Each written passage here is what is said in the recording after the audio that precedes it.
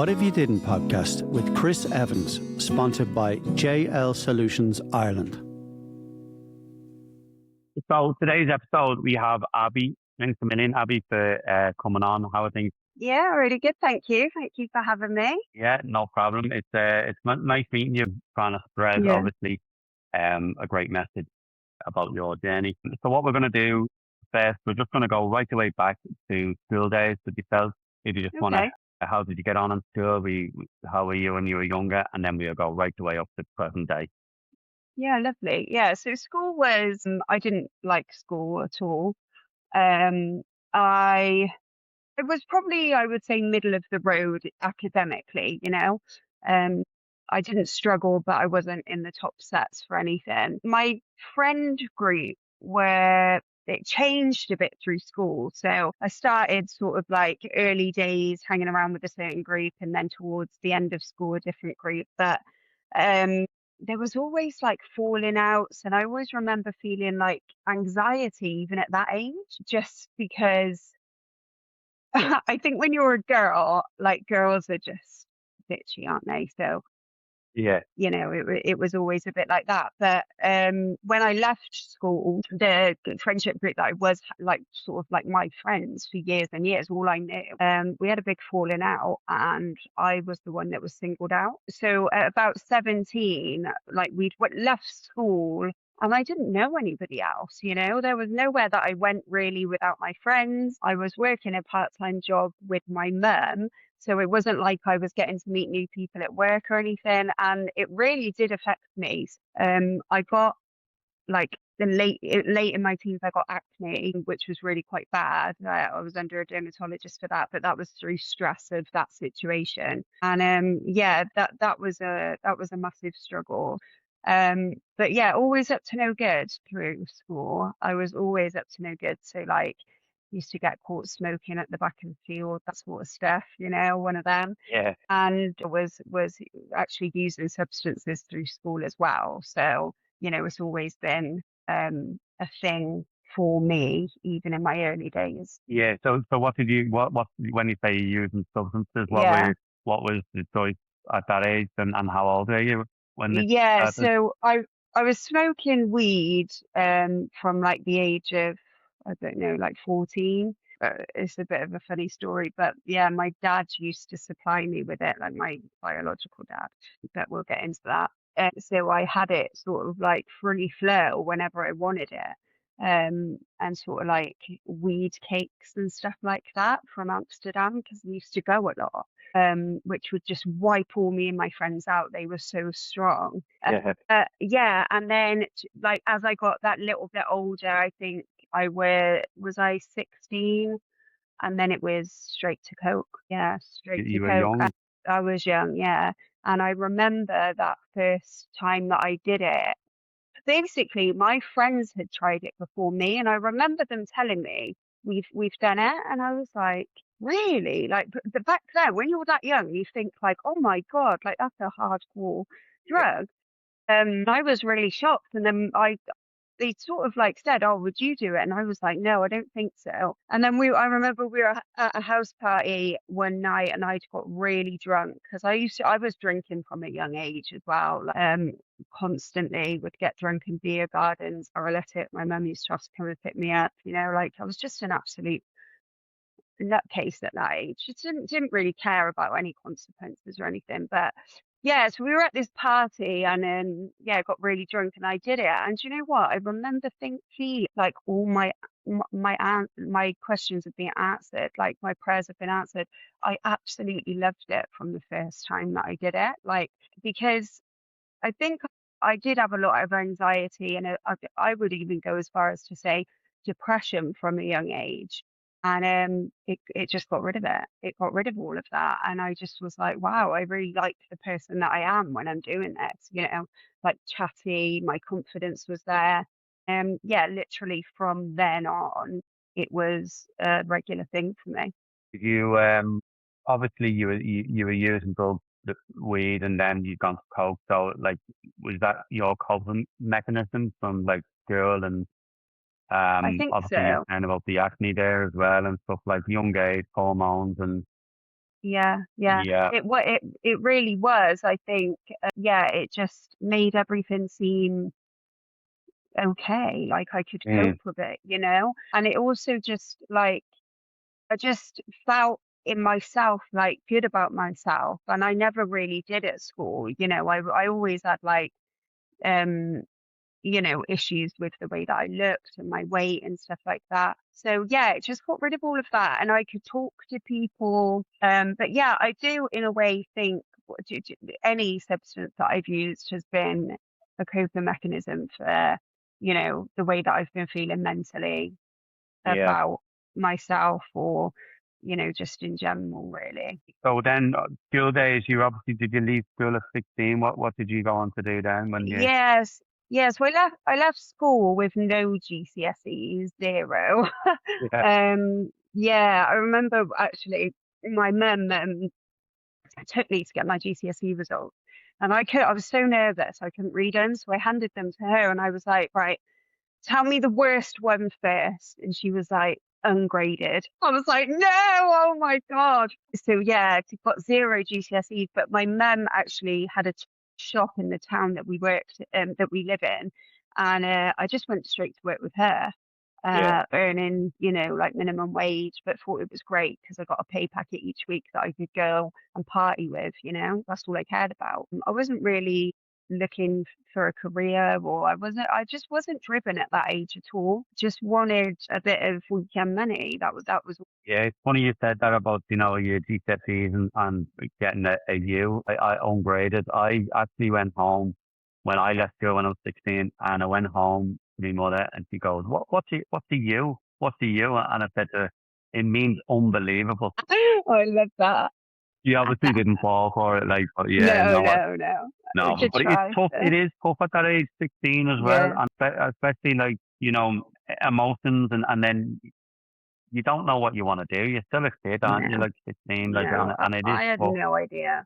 Yeah, it is No tough. idea. So then you're working with your mother. You're obviously getting paid tests every week or monthly or whatever it might be, and Yeah. then you just partying every weekend. Yeah, literally, that's all we would do is like smoke weed, drink and do coke. That was like our social life. Yeah, And it was a lot. I did get into a relationship though, and we were together, gosh, about 4 years, and I stopped doing everything. I like kind of well, came away from it, yeah. And I was sort of working in a retail job. I wasn't working with my mum because she sacked me because I just was like unruly. I just didn't care. Like, and yeah, at work, I couldn't separate her from like like she wasn't a boss to me. She was always my mum. So I'm like, why are you speaking to me like that? Why are you telling me what to do? So yeah, yeah, she did sack me. So I had to go and get another job. But yeah, I was with him for about 4 years, and he was like part of the family, and yeah, it just really calmed me down, to be honest. But then when that relationship finished, I went straight back to it. You loves know, her up, so to speak. Like, yeah, yeah. yeah, So when you weren't doing anything for the 4 years, yeah. was your life together, so to speak? Was you obviously you're working in retail, you're in a Yeah. relationship. Did he not drink at all, or were you still drinking at that No, we time? used to drink now and again, It wasn't like a regular thing. It was Yeah, like, say we went out for an occasion, someone's birthday, something like that, It was like that's, how we drank. But I mean, I was happy at the start of that relationship, but I think towards the end of it, I just stayed with him because my family loved him and it was the easy option. But I was desperately unhappy. yeah, I've always had this thing of doing stuff for other people, even though, I don't want to do it. And that comes down to my confidence and the way that I felt about myself, really. I never had the courage to say no when I didn't want to do something. And I think that's impacted my mental health over the years as well. But yeah, and that relationship it was great and he was a great guy. And looking back, I think, my life would have probably been a lot different had I stayed with him. But yeah, in the end, I was really unhappy and yeah, that relationship ended and the partying began again. yeah, yeah. So do you want to talk a bit about that then, of when obviously the relationship ended and Yeah. and how you went from there then to obviously to where you ended up. Yeah, so to be honest, it's all a bit of a blur because of I Yeah. wasn't sober for most of it. But I remember I used to like there was a new group of friends now because obviously I didn't see my friends from school, and I'd kind of started hanging around with my sister, and me and my sister were like best friends, and there was like a group of us that would again just go out and do that. I remember, I don't know if you had it or what you called it, but it was called Meow to us. It was the MCAT stuff. Yeah, yeah. Yeah. I remember I was in a work van with a colleague at the time, and he had it. And I Mm. remember, and he said, "This is plant food." I was like, "It's plant food." I was like, Yeah, that's and he was it. sniffing it in the van, like next to me My while God. like while we were working, like, and yeah, no, I'm old enough to remember that. Yeah, Yeah, yeah. Oh my God. Literally, like that stuff used to seep out of your skin and make you smell of it. That smell was just, I still, oh, well, I can remember that smell now. But yeah, we were bang on that. And I'm talking like, we would be like, I could be sniffing that and not sleep for 4 days straight.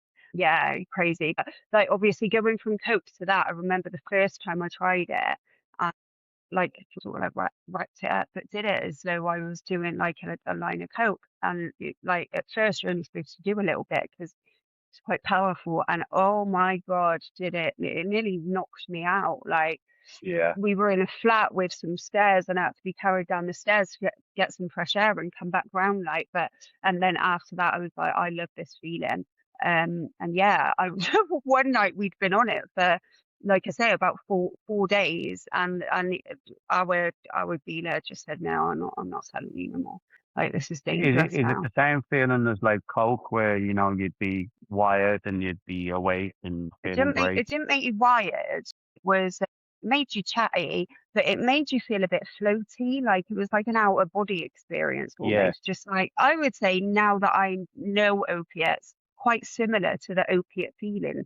Like it would make your head a bit fuzzy and your body like heavy and limp, just relaxed.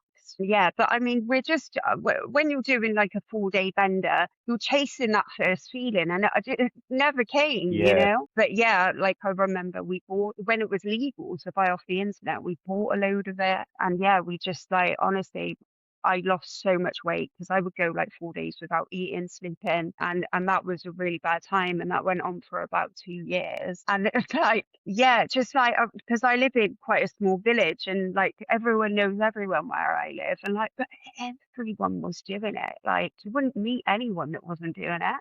Yeah, So yeah, that was kind of like where I went. Then I was working at an insurance company, and I used to go in, no sleep, still on it, like would do a line before I got on the bus, like didn't give a shit, couldn't yeah. care less, absolutely hanging. But yeah, no, it was And would you bad be drinking time. alcohol at the same time Yeah, doing it? yeah, Yeah. Would you yeah. ever mix like say Coke and tap at the same time? We never did. And you know what? Like when we started feeling like it's not doing what it used to do, and then it got reclassified, so it was an illegal substance, then you couldn't buy it off the internet. Yeah, It was harder to get. So we went back to Coke, and everyone was like, "Oh, like it's not the same," you know. It was like a yeah, disappointment almost. That feeling didn't last long because then we would just bang on the Coke again. You know what I mean? yeah. But yeah, no, we never mixed the two. Now. So obviously around that time, like the MCAS days and stuff, I remember just growing up in Liverpool, like there was a massive ecstasy craze around Yeah. that time as well. Like like I know my friends growing up and stuff, they were all doing like ecstasy rather than Yeah, doing coke or whatever. And yeah. were you doing ecstasy as well? I tried it a few times. I think I was like hoping that, I liked it almost, but I Yeah, didn't like what it did to me. The reason is because the first time I tried it, it's a weird situation, but we were canoeing in it was like one of the hottest days of the year, canoeing, and the reason I went is because my friend was like, "Oh yeah, we're gonna canoe and then go." go and like camp. I thought in a campsite. Yeah, all right then, that sounds good. No, just on the side of like a riverbank, like in these bushes, near some bushes, like with a two-man tent, and there's about 6 of us, you know. And anyway, yeah, I was doing like coke all day, and then got to the evening, and we kind of set up a fire next to the tent. One of the lads was like, "Do you want some of this?" So I took it, and it was horrible. I was just sketching out.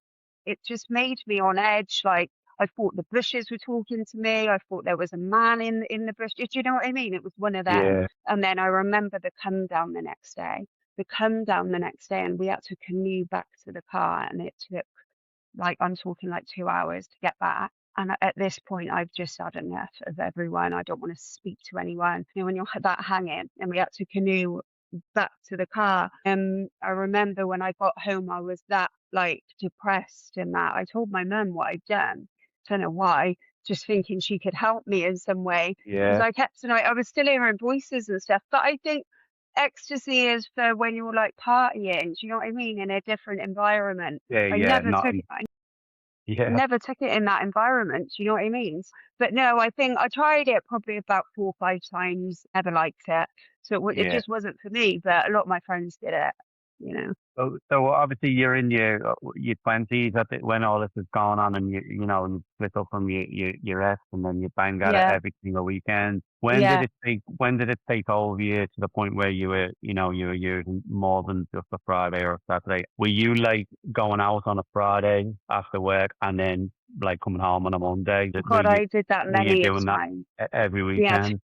So basically, this was probably around the time that I met the father of my kids. Just like friends in common. Like I say, we live in a small village, so I met him on the morning after the night before. Like been up all night doing it, and then for some reason got a taxi to like another party that was going on. This was in the morning, though. I'm talking like Mm. 7 a.m. a party. Um, and it was at his flat. And yeah, so met him, and our relationship was just purely based on drugs. MCAT came back into the scene for a bit. We were doing coke constantly, drinking all the time, and this was when my mum started to get like really worried about me. Yeah. Because I was, like you just said, I was going out on a Friday, not coming home till a Monday, and in a bad way, and yeah, and then I kind of dropped in that I'd met someone, and straight away she's concerned, because she's like, "Who are you meeting when you're going out and coming home looking like that?" So straight away she was concerned, and my parents hated him at first. They absolutely hated him. He was not welcome, Yeah. in my family at first, because of the connection between me and drugs, really. I mean, I used to tell him all the time, like, he's not got me into drugs. I was into drugs well before that. But I think parents sometimes want to believe that it's not your Yeah, fault. yeah. And were you open and honest with your parents, like, that you were taking drugs, like when you were going out on a Friday, like you were open and honest with them, No, or you still no, hiding it? never, never. Um, my mum used to ask me sometimes, but I'd always deny it. But there was one time when, like, obviously the ecstasy time, and then I did tell her. There was one night, and this stuff was floating around, and it was called NRG. I don't know if it's No. basically like another MCAT thing, but it was crazy, and I had some, and then like it messed up my breathing. Basically, I couldn't catch my breath, and I stayed at Paul's house, which is the father of my kids, and just absolutely hanging the next morning, but really couldn't breathe. And I thought, I can't go home to my mum like this, so I like stayed in his bedroom with like the curtains closed, and just feeling crap. Yeah.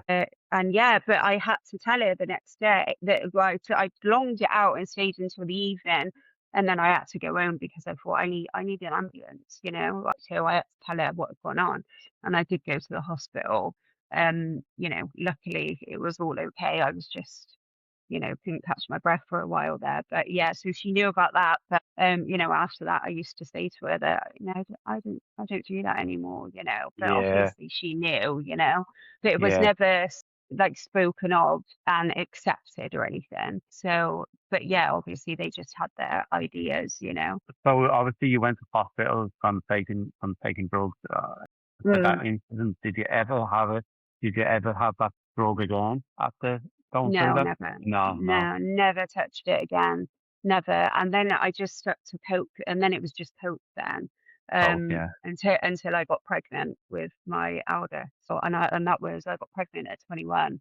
But my ex, the father of my kids, he was a lot older than me as well. So he was 20, no, he was 29 when I met him.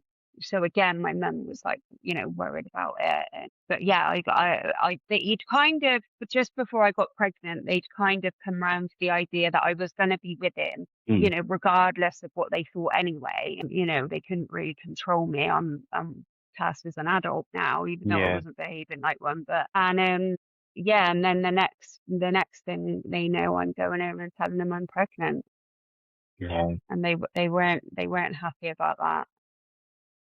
And the tough one, obviously, when you were pregnant, then it was tough to stop everything. And Yeah, everything. Yeah, I didn't even smoke. Gave up smoking. And yeah, the pregnancy was fine. He was fine. He was born at 7 pounds 8, and I didn't do it for a while. yeah. But that was probably a matter of months until I was back at it again. What made you go back on it? You were just obviously chasing that feeling again, or were you, Yeah, I you had know, trouble. I had trouble with Paul during my pregnancy. He was out all the time. You know, there wasn't really much support there. Uh, so it was still sort of around me. You know, like his friends would come round and stuff. But I mean, we wouldn't have parties and stuff at our house because, like, obviously we'd moved in together then. Yeah. So I think it was just because like Paul was still in that scene, and then it was just sort of easy just to slide back in, you know, yeah, and like feel like I was missing out on Fridays when he would go out and stuff. And then yeah, in the end I would just stay like get my nun to babysit, and it only takes one night of going out, you know, to have a drink and do that stuff, and you're back in it, you know, yeah. back in that scene again. The amount of people that don't realize as well, like, you know, I know people that have take coke and stuff like that, and they don't realize that alcohol, not the coke, it's the drink. They have the drink first, and then they want. It's like like the parrot on the shoulder, you know. Yeah, yeah. Yeah, that's exactly what it was like for me. Yeah. Exactly. So you're obviously getting babysitters. You're back at it. You're going at it. Was Yeah. it still a weekend thing at that time? Yeah, it was a weekend thing. Until so basically me and Paul I'd got a house and like a new house.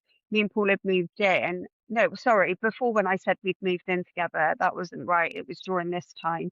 When we moved in together, that was when it became doing it in a week because we had our house to do it in. Okay. Do you know what Yeah. I mean? Yeah. Yeah. So, and I'll say it was my son was upstairs asleep, and that's what Mm. we do. And it was easy. It was easier to do then. You know, we didn't have to go out to a pub and do it. We could do it at home. You know, it wasn't like really, really bad then. It got worse, um, sort of later on. Yeah, I mean, we were still doing it. Our whole relationship, when we were together at 12 years, was Yeah. based on drugs. It really was. And you know, we're really good friends. And he would say the same, you know, that it was all about drugs. And how much were you doing at the time? Like, were you doing like a gram or a couple of grams a night? We, when we were together doing it, we could, we could do up to 6 grams.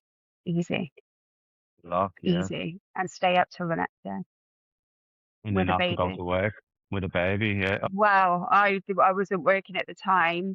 I'm talking like weekends we would do that. In the week it would be like obviously a lot less, but that would be like over a weekend. But in the week we just maybe have a drink, and you know it would be like 3 a.m. Okay, let's call it quits now, and then just be absolutely wrote off the next day. And like I say, you know, openly about this because I don't, you know, I think there's people out there that probably have been in the same situation as me doing that. Wouldn't want anyone to think that they're alone in that, because there are other people that do it. Um, and, no one would have been able to tell from the outside that that was what I was doing. Um, my mum didn't have a clue, no one. It was quite easy to hide, but it's one of my biggest regrets that, for a lot of both of my children's lives, I was really just, not above them, but one of my big priorities was drugs, Oh, and sure. I spent a lot of their childhood hungover and in bed. Yeah. So, and Yeah. that's not a nice thought. No, and it's more common than people think as well. It really Yeah, is more common. Like I had a guy on last week or the week before, and yeah. he was in recovery, and he was like explaining about like drug sniffing people now going into work and they're taking coke, and he's not even doing it with drink, like Yeah, yeah, they're dry just doing sniffing, yeah, the coke. yeah. Do you think that was a thing for you as well? That this was all deep down a coping mechanism for how you felt inside? 100%, 100%. I was so depressed. I was so depressed. I was riddled with anxiety. I wasn't really happy in the relationship that I was in. I was not coping as a mum. Especially in like the first couple of years, it took me a long time to really settle into it. And I'll be honest about that. I really struggled, really, really struggled. And the worst thing was that me and my sister had babies at the same time. We were actually in labour together. So she had a baby, and then I had a baby the day after. I Yeah, it was almost like I was watching my sister do it properly, yeah, and I hated that. I felt so bad about myself, and like I would try and like you know act like she was as a mum, but it was an act. What it wasn't reality. I wasn't like that, and I don't know. I just like drugs robbed a lot of that like motherhood from me because yeah, that was always on my mind. And if it wasn't being hungover the day after, it would take me 3 days to get back to normal and not feel like really, really depressed. And then, when you're feeling like that, the day after you're getting back on it. So it's just like a vicious cycle. But yeah, no, it did rob a lot of my kids' childhood from me. And I hate that. so the height of you doing coke, how much do you think you Mm. were spending on a daily or a weekly basis? On a weekly, I remember we got it from someone and they used to lay us on for the whole month. So like we could just get it for free and then pay the bill at the end of the month. And I think one month it was like 800 quid or something stupid like that, Yeah, it's a just in a mortgage month. payment, like, isn't it? Yeah. Yeah, And like we just never we never had any money for anything. It was skint all the time. I mean, my kids had never gone without ever. They always came first. Always had food in the cupboards and stuff, but never like could never afford anything. Like someone would say, "Oh, do you want to come here?" And it was like, yeah, I do, but I haven't got the money. And like again, I would look at other people that could just go out and do what they wanted because they had the money, and I couldn't. And I was an adult. Why couldn't I? Because of drugs. You know what I mean? So it was. I was actually really resentful of my sister at one point because I mm, wanted her life. I wanted to be like her, but I just couldn't. I couldn't bring myself to stop what I was doing. And I believe it was an escape from depression. But it's a cycle, isn't it? Because actually that was making me depressed, but mm, I was using it to escape. You know what I mean? yeah. Yeah, it was awful. The amount of people that are going out on the weekends and doing the Friday, Saturday, Sunday, and Yeah, then they feel like absolute right down till Wednesday, and then yeah, yeah, Thursday they start thinking, I can't wait for Friday to roll around. exactly. And And that then was my Friday life. rolls around and it's just that cycle again. Like Yeah, it's yeah, tough. yeah, If anybody, obviously, if people are listening to this and they're in that cycle right now, like yeah. Abby, you're doing great stuff on TikTok. Thank you. I love the videos. And you're spreading out a positive message, and it's great because you've been there, you've done it. Yeah, It's great that there's not enough help. Like I'm living in Ireland now, and there's not enough help in right. Ireland. There's not enough help in Really. England. Um, for No, people like yourself. There's a no, massive connection between mental health yeah, and yeah, addiction as well. yeah, And unfortunately, there's not enough help out there for people that need it. But by no, the likes of you, spreading the message, and hopefully people can relate to your story as well. yeah. Thank you. Yeah, I think it's important to for a long time, like say in my recovery, but early sobriety, I was so embarrassed of what my life was, used to be. And the thought of anyone finding out, I mean, I'll go on to my codeine addiction later, but the thought of anyone finding out about any addiction, because it was an addiction, the coke stuff, although I wasn't doing it every day. I mean, later on, I was doing it every day for about 6 months. That was just before I got sober. But it was still an addiction because it was having negative consequences on my life, but I couldn't stop it, and that is the definition of it, isn't it? So I had my second youngest son in 2015, and me and Paul were just bang on it, like a lot. Like we would do it multiple days in the week sometimes, and every weekend without fail, that was what was going to happen. But yeah, we ended up splitting up. Um, and basically, I mean, there's a lot that happened between sort of like doing it like that and then doing it every day. I became dependent on, well, actually, no, before we split up, I had got really big. Like my weight. I developed like a food addiction as well. It was all things that were just helping me feel better. Like it was a Mm. dopamine hit that I needed because I was lacking. I was lacking happiness in my life.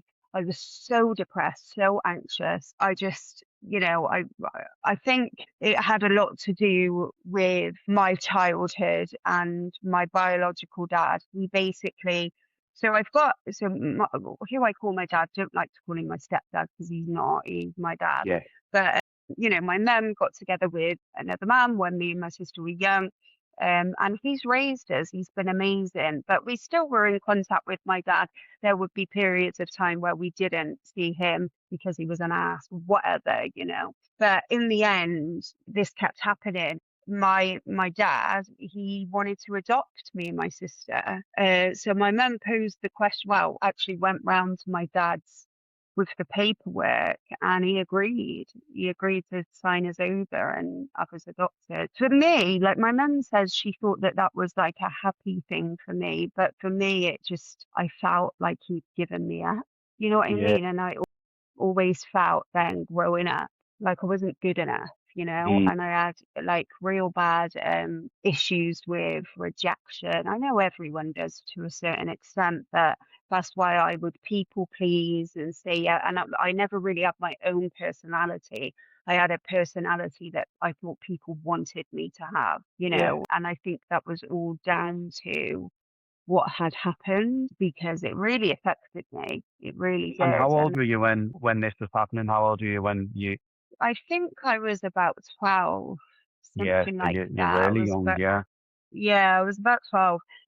Don't get me wrong, I had the most amazing childhood with in my actual house, but that was always an issue. And he lived literally a couple of doors down from us, and I never Oh, saw okay. him. He is disabled, so he's got MD, muscular dystrophy. So he's probably one of the brightest men I know, but he's lost, he can't walk basically, but now he Yeah, can't use his arms and stuff. So, and that I think that's why, obviously we didn't ever run into him and stuff because it's hard for him to get out. But yeah, no, it was always a thing. And then I didn't see him then for 20 years.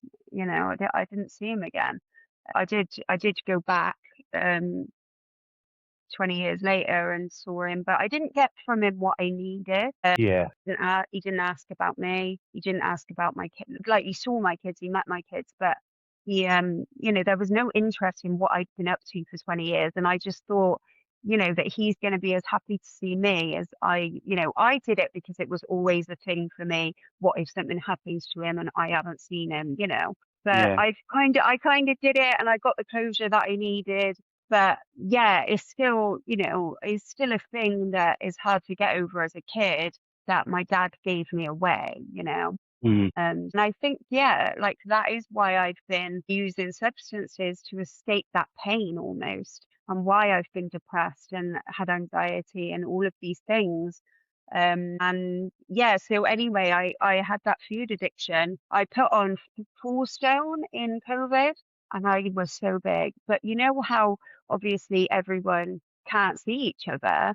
Yeah. So I thought then when people were allowed to go out, I'd put on all this weight. I was too scared to go out in case anyone saw me. And then I couldn't get rid of the weight. Any diet I tried, I failed at because this addiction was so strong. Like I was eating a takeaway a night because Paul then was working nights and I would get a takeaway every night and hide the wrappers at the bottom of the bin. I'd stash food places. Food was on my mind constantly. Anyway, I decided to have weight loss surgery because I couldn't lose it any other way. And my nan, bless her heart, was like, I think you need to do this. I'll lend you the money. Yeah. Stupidly, I got it done in this country, which costs a lot more than it does in Turkey. But and I had a gastric sleeve operation, but they prescribed me like post-op codeine, and that was the first time that I tried that, and oh my God, it literally took away every little bit of mental health that I've been struggling with. Um,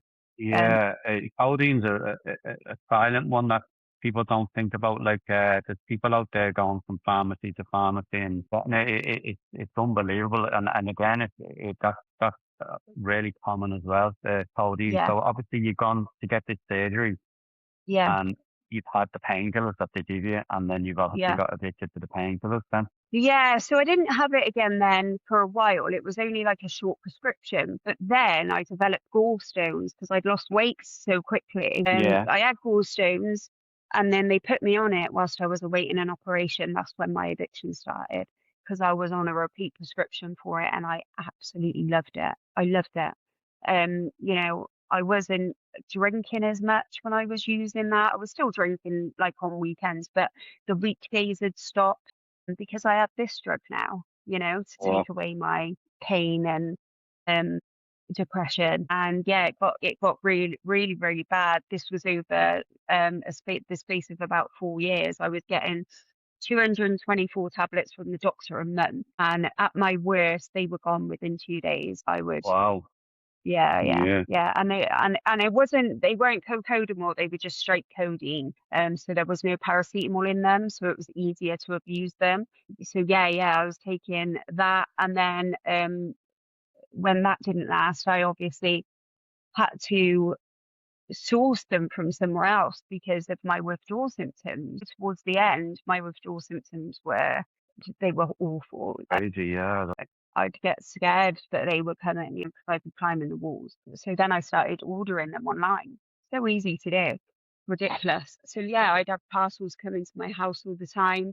And then if I couldn't get hold of that because I didn't have enough money, I'd then pharmacy hop for Nurofen First, which has got 12.8 milligrams of codeine in it. So I'd take a box of those a day, which, again, was so expensive. I got into 8 grand's worth of debt just on codeine On over those codeine. four Yeah. years. Yeah, just on codeine. And yeah, it got really, really, really bad. I was taking, on average, I'd take 70 a day. And yeah, it Did wasn't you good. have any Yeah. close calls with overdosing at all on the? Yeah, I did. I mean, I can't believe that I didn't sooner, but when I went to get help, um, I was I was doing all right for about 2 weeks, but I knew like looking back now, my thought process was all wrong. I was thinking to myself, um, when when I'm off this because I'm on replacement medication for codeine, so as I don't withdraw, and I just reduce down from that. Um, but I was thinking, when I'm off this, I can just use codeine, but I just won't use it as much. It's Mm. like I was still in that addiction mindset. I wasn't ready. So anyway, was in recovery for 2 weeks, and I relapsed. And I did. I got some codeine, and I don't know what came over me. I was in the house cleaning, and I took the whole box. I just thought, bugger it, for old time's sake. but I'd never taken that much at once. I was used to taking about 10 at once, but I took 28 in one go, you Yeah. know? Yeah, and fine for a little bit, and then all of a sudden, like the body started burning. Like I could feel my insides burning. So I got in the shower thinking, I don't know why, thinking that would help. Yeah, and then it got really bad, and my breathing got really laboured. I couldn't catch my breath, but I was still conscious at this point. And I remembered that I'd been given a naloxone injection, which basically they use for people in it who have overdosed, opiate overdose, Yeah. because it puts you into withdrawal. You come back round. So yeah, I remembered that I had that. Couldn't remember where I put it, so I literally smashed my room apart, thinking like couldn't remember. And then I remembered it was down the stairs in the cupboard. It fell from the top of the stairs to the bottom of the stairs, but managed to get it and jab myself just before, because I could feel myself You probably saved your going. own life. To be I did. honest, you I yeah, did because I was at home alone as well, yeah, so if I didn't have that injection, I don't no, know yeah. what would have happened. So, so you're going through. Obviously, you're addicted to codeine. Were you still doing like the coke at the same Yeah, time? Yeah, yeah, I was still doing it. Yeah, yeah, yeah. Yeah, and obviously Coke drinking as was. well. Yeah, and drinking. Yeah, yeah, yeah. It was because towards the end of my addiction, codeine really wasn't giving me any sort of buzz, but I had to take it because otherwise I'd be unwell. And like I was spending so much money on this stuff, and I resented it so much because I was like, "You're not even giving me a buzz. You're not even taking away my Yeah, my you. depression and stuff anymore. I'm just taking it to live, basically." Yeah, so that's why. And then the coke and stuff I started doing more regularly because I wasn't getting the buzz off the codeine then. So, I went back to the coke. But I never stopped the coke, but I went back to it more. I was doing Often. it in the week again, and because I mean, obviously I haven't got a partner or anything, so I've got no one to hide anything. And yeah, I was just doing it. And then when I got clean from codeine after the relapse and the overdose, I was just so depressed because I knew I could never take this again. And I was so disgusted with myself at what I'd done, thinking I could have left my boys without a mum. Mm. Um, and yeah, that really did hit me, and I was like, no more, no more. What do you do now if obviously if you've got a headache or Yeah. I'm assuming you can't do Do anything. you know how underrated paracetamol is? It works a treat. It really does. It's a great painkiller. And I think people, like anyone who's probably prescribed an opiate, we always tend to go for the opiate first because it makes us feel good. Mm. But in reality, a bit of ibuprofen and a bit of paracetamol could probably take it away, within reason. So, Yeah. um, but yeah, then I was doing it um every day pretty much when I was in early recovery from codeine for about 6 months. I was severely depressed. I pushed everyone away. I was treating people like shit, basically. Um, I just didn't care. I just turned into a horrible person, resentful. I used to I was so unhappy in my own life that I used to get jealous of people. So like even my mum, like my mum was at the time she was redecorating a house. She had like an extension built on the side of the house, and I was jealous of her. Do you know what I mean? And Yeah. like that's my mum. I should be happy for her, but wasn't. And I was just not a very nice person to be around till in the end, everyone walked away from me and I was left alone. Even my mum wouldn't talk to me. And that was really the moment that I was like, I need to change my life. But I tell you, it was like one day I was sat on the sofa and yeah, I was sat on the sofa and I just had like something came over me. It was like I'll always remember it, and it was so intense. Of like, no one's coming to save you, Abby. Like, if Mm. you want to do this, you are the only person standing in the way of yourself. Like, stop being a baby and sort your life out. And from that day, I really just took my recovery seriously. So obviously that was your breaking point. You're not talking to family. You've lost your friends, and the friends you Yeah, probably had were only friends because they're doing the same they thing were. you're They doing. were. Yeah. So obviously the podcast is called What If You Didn't Podcast, and there's a load of sliding door moments there for yourself. If you didn't put the weight on, you Yeah, didn't have the surgery, you wouldn't yeah, probably gone down the codeine route. yeah, yeah, I'm a firm believer you need to go through all them to get to where you are now. yeah. So I believe I that. asked everybody this question: what if you didn't have that conversation with yourself on the couch that day and said, come on, let's sort this out now. Enough's enough. Where Yeah. do you think you'd be now? What do you think you'd be doing now? Well, I can tell you where I would be because I was really, before I got clean, really debating heroin. Um, Okay. yeah, I was fit. It kept popping into my head, and I was trying to brush it away. And if I knew someone who sold it, which I don't, Yeah. I would have been on it already. But I would have searched them. If I didn't get clean, I would have been searching, and I would have found it, and then I would have lost everything. So yeah, thank God you did have the conversation Yeah. with yourself that day. Yeah. And you've made the decision. You said to yourself, right, let's sort this out. Yeah. What were your steps to get yourself sorted out, and how did you, how did you sort your life out? Yeah, so I started listening to podcasts, basically, so simple, and listening to like audiobooks on like people that had got sober. So the first podcast I listened to was Menace to Sobriety with, Zach Laughs.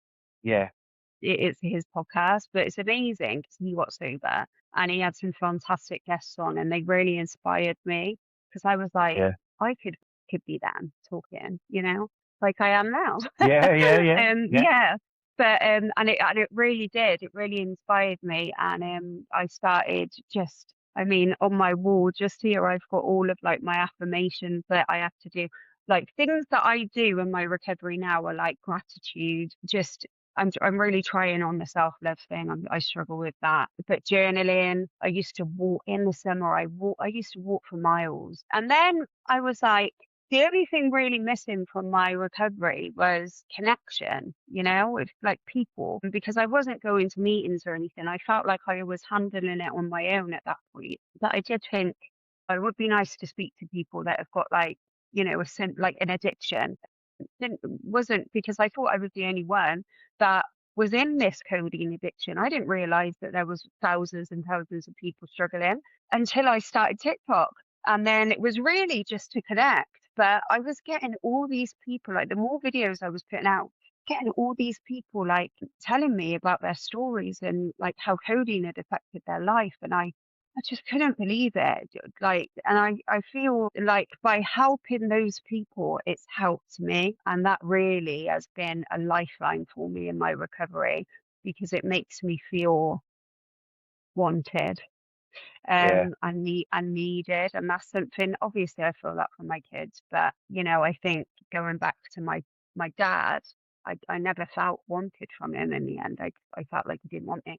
And this has been such a yeah, like I say, such a lifeline in my recovery and my mental health as well. Because I feel like, people do want me, you know. Um and and I feel like I've made a difference in a lot of people's lives, just like they have with me. And I'll tell you, like TikTok for recovery has been incredible. TikTok gets a bad rap. I get it, but for recovery, it's an amazing tool. yeah. How long are you in recovery now? So for codeine, 16 months, no, 17 months now, and coke coming up a year in May. Like yeah, so it's in 2 months, so 10 months clean now, so feels good, feels really Yeah, good. fantastic. What's the goals then? What's the 5 year goals? I know you've just joined YouTube, and Yeah, what do you want to explain what your goal is, and yeah, where you want to be basically? Yeah. yeah. So since talking to people who are struggling with the codeine addiction, it's opened my eyes to a lot of things. None of us were informed about the risks when we were prescribed codeine, by doctors, by, the people that really are supposed to care for us, and they've prescribed a tablet that actually a lot of people didn't even know that it was addictive. That's a massive issue. I've created a leaflet basically that the goal is to have them put into all doctor surgeries across the country for them to be given out at the time that a opiate prescription is done, because I believe that in there, what I've put in there is basically like real life experiences, things that you can't find in the little leaflet in the box. So it's like what withdrawal symptoms really feel like, how long you have to be on the codeine to get addicted or dependent. It's just got everything in there that is missing from, how it's prescribed right now. And I have done a talk at my local hospital and it was received really well. So that is the goal. And my YouTube is documenting my journey to getting that done. Also, pharmacies selling over-the-counter codeine. They don't monitor it. So me and so many other people are pharmacy hopping, going from different Yeah. pharmacies and buying codeine, and no one's connecting that. Anyone can do that, which is a massive issue. So, I'm calling for a database to be put into pharmacies across the UK and Ireland, and for that to be tracking people and their codeine purchases. So as it highlights when the last time someone bought a box of codeine was. So as then, the shop assistant can say yes or no. It's like an informed decision, isn't it? And then addiction services, unfortunately, are turning people away at the moment. They're turning people away who have a codeine addiction because they say your doctor prescribed it, they can deal with it. When actually the doctor has tried a reduction plan for this patient, it hasn't worked. The patient's tried cold turkey, it hasn't worked. They need the replacement treatment, which only drug and alcohol services can do, but they're being turned away. So these people remain in active addiction. They're falling through the gaps, and something needs to be done about that. I believe that everyone should have a fair assessment by an addiction service, but they're overwhelmed. They've not got enough funding. So again, that's another goal of mine. And some addiction services, they actually, healthcare assistants go with an addiction and they'll say to them, we're going to inform your workplace. We need to ring them because you've got access to controlled drugs. My argument is when they were in addiction, they were doing their job to a high standard and they weren't taking controlled drugs then. Why would they take it when they're clean? And also it's not their responsibility to inform a workplace. It's the workplace's responsibility to drug test. If they want to do that, they can. But these addiction services should never be using people's data against them. No, And people they're would put going for peop- help. yeah, it put people off actually going to Yeah. because you think, oh, they're going to come that me boss or the workplace. No, Yeah, and that's what it's done. They've disengaged with the service, and they're still in active addiction, thinking, "What the hell can I do?" So there's a no lot of alternative. changes that need to be made. Is there an alternative medication then that they can be prescribed for people like yourself after that surgery? Is there another that doesn't have opioids in or Right. So for after, I don't know. I yeah, don't know. I think probably opiates are, after an operation are needed. But the essential, yeah. point is do it, but inform the patient of the risks. Mm, So as they take it properly, so as they have breaks in between so they don't get dependent. So we need to know the information before we yeah, take this medication. And I think, so long as that's being done, then it's down to that individual person, whether they go down that route or not. But at least they've got all the information. yeah, yeah. Yeah, no, it's crazy. I had a really bad abscess on tooth and my dentist gave me um these tablets and Yeah, I took one and it was like I was absolutely flying this painkiller. yeah. That'll be I had to probably co-codable. yeah, so it was about 2 days worth that I had before they had to let the swelling go down before they could do anything. On 2 days I was in bed. Yeah, I was off my face, like, yeah, yeah, and I got no warning. It was like, go to the yeah, chemist, pick this yeah, prescription up, and it'll take the pain away. But they yeah. didn't tell me, I'm going to be flying on the moon, like. Exactly that. And it's an Yeah, issue. It really is an issue. And this is why so many people, thousands, have ended up in this addiction. through no information, and informed consent in the NHS is meant to be, a really big thing, but it seems not to be when it comes to the prescribing of opiates, which is, that's a problem. Yeah, yeah. So obviously through social media, YouTube, and then I see that you want to start going to do talks and stuff like Yeah. that. Is this your goal for a career and to go down that path? Yeah. That's what I would love to do that. I would love to do that. And I've said, like, I did a speech at my local hospital and it went so well. And, I said, if I can make a difference to the addiction statistics in this country and help people, avoid it and not go down that route, our kids, for example, Mm. not be able to walk into a pharmacy and just buy a box of codeine, then I feel like my experience with addiction might have been worth it, it Yeah. wasn't a lost cause. Just before we wrap it up, what are the best things now about being sober? What's the best part of it now? I am present with my children. Mm-hmm. My relationship with my kids is like you wouldn't believe the difference in it. I'm so close with them, and they tend to talk to me about a lot of stuff, and we've got a great relationship now. My relationship with my family has never been better because I'm not hiding anything from them anymore. Yeah. They know everything, they know the truth about everything, and it's so freeing, to have that, because I never have. They've always looked at me like I'm a liar, because I was, Yeah.